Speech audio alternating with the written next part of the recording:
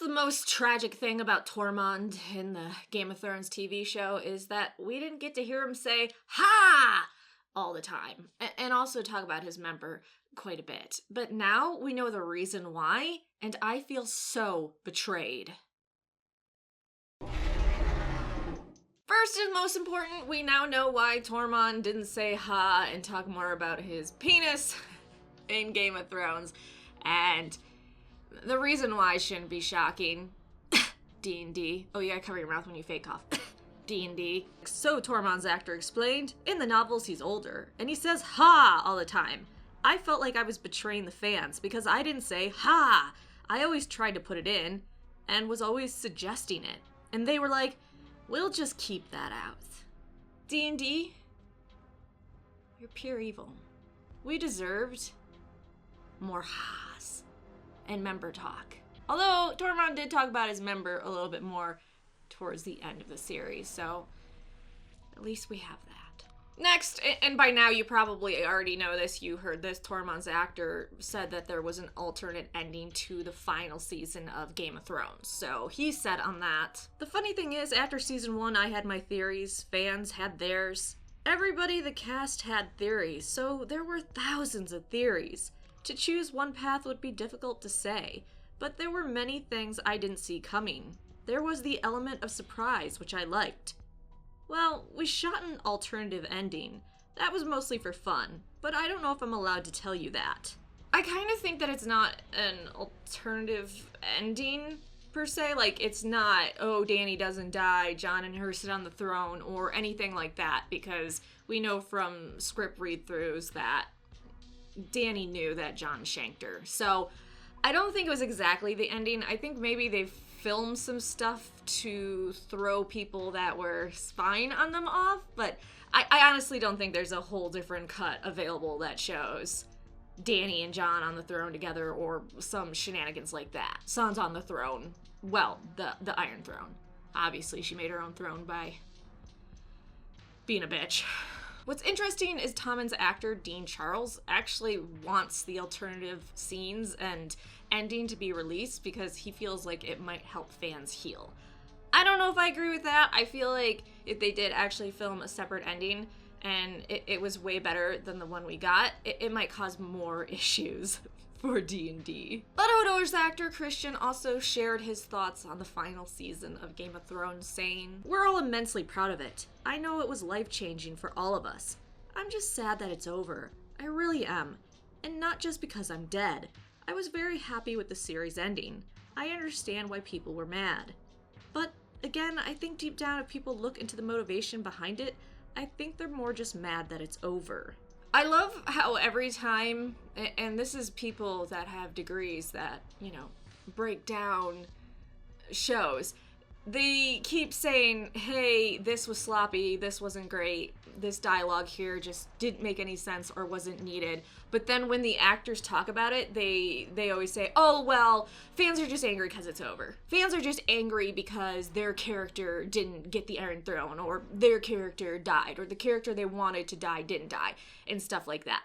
And I feel like they just won't address what many fans are pissed about, which is just the plot was too fast, the dialogue was shitty, the characters were hollow versions of themselves. So it's not that it ended.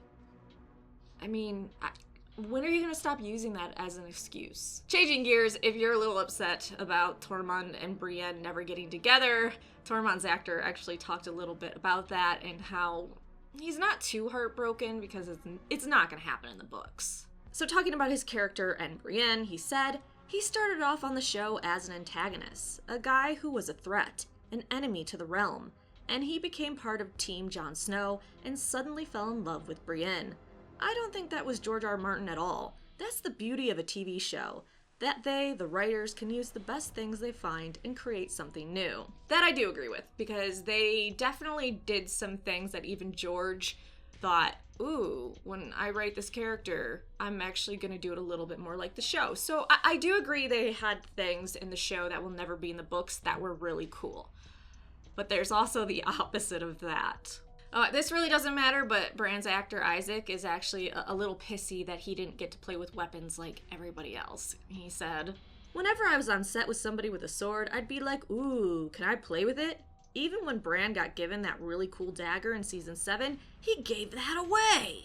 I kind of feel for Isaac, but again, while everyone else was filming for the battle during the long night, which was actually the short night, he just got to sit in a wheelchair covered with blankets. So everybody else was having a shit time, and Isaac just got to chill in a chair. So yeah, you didn't get to play with weapons, but you had it a lot better than some of the other main characters of the show in the final season. Here's something that's a little bit interesting. You know how HBO said, oh, we're never gonna do spin-offs, the story ends with Game of Thrones, we'll do prequels to the show, but we're not going any further than what we saw in the very last episode of Game of Thrones. Well, some analysts actually came forward and said, yeah, they're probably not being true, and the likelihood of Game of Thrones one day getting a spin-off with older characters to see where they're at is very possible. Now, from my perspective, I could see maybe in 10, 15, maybe 20 years, HBO's like, you know, I want to make a shitload of money. So they bring the show back, but they show where all the characters are at that point in time, 15 or so years into post the show. I actually think they could make bank off of that, but they have to wait long enough for things to settle down and then go forward. And please, God, don't hire D&D for it. Just don't. But, you know, let's end on a lighter note. Hodor memes. So Hodor's actor Christian said this: "He was one of the most beloved characters. Though I have to say, playing a villain can be incredibly fun, and there were so many memes that it's hard to pick one. I mean, the whole hold the door thing was pretty memorable. My mom got me one of the doorstops, and I find it pretty amazing that there's an actual physical object born from that." Yeah, no, that is actually really cool. And a lot of the Hodor memes are pretty epic. So there is some Game of Thrones news as of right now. More videos coming out, sci-fi fantasy related, of course, because that's what this channel's about. Like, subscribe, and come back for more videos.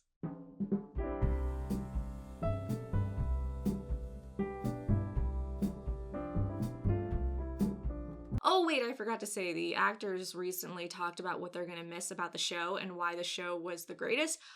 I don't want to read it because it just seems like a lot of smoke up people's skirts, you know? So I'm sure you can Google it and find it.